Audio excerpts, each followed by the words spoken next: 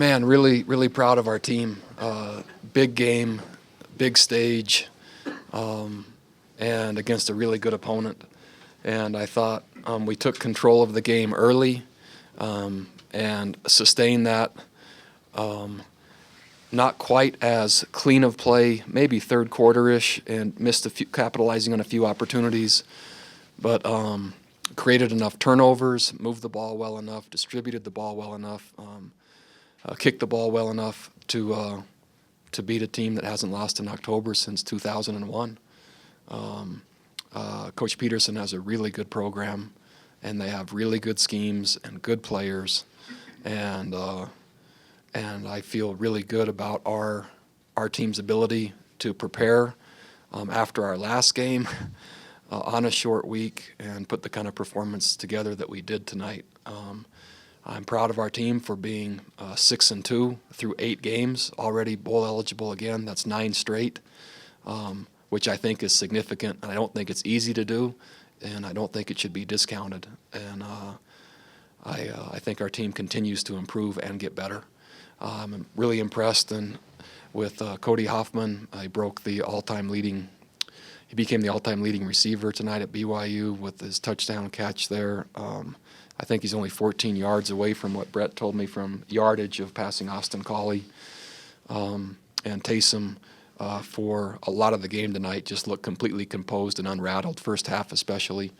Unrattleable, I should say. So I think we're gaining momentum. I think we're gaining progress, making progress. Our team, I think, is going to need some rest and recovery. I don't have the model yet down what we'll do through the bye week. But there'll be some healing, some conditioning, some football, and then, when appropriate, starting to build into our game versus Wisconsin.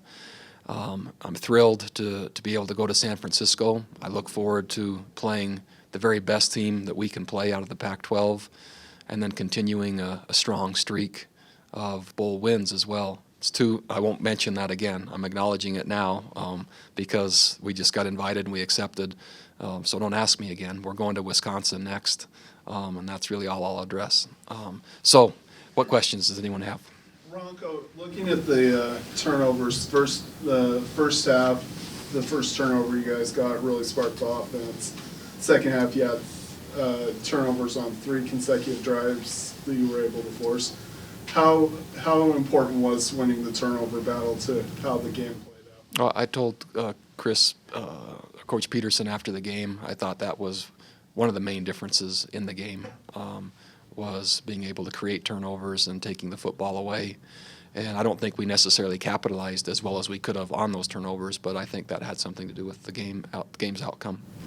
Coach, any update on Daniel Sorensen or Mike Hague?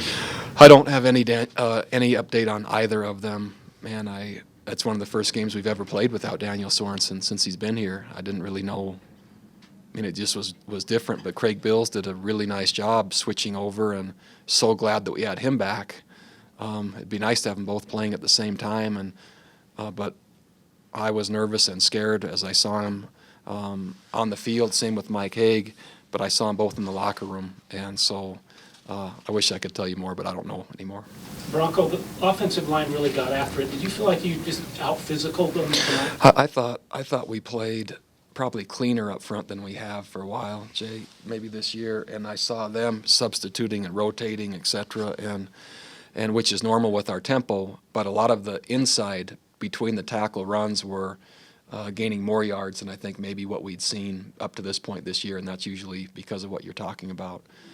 We also, I thought, Coach and I did a really nice job. Ball distribution, it was going to the running backs, to the tight ends, to the receivers, Taysom's decisions. That's when we become really formidable, and I think we all saw, again, another taste of that as a continuation from Houston. Coach, can you talk more about the tight ends' involvement? Was that a concerted effort to get them more involved? I'm sure it was, and I think they handled it well and did a really nice job securing the ball and catching the ball when it came their way, and I think that was clearly their most productive night. Early on in the game, Bronco, you got a couple of fourth down stops. You did it last year where you stopped them a bunch of times. How big was that to enable you to build that lead? Oh, huge.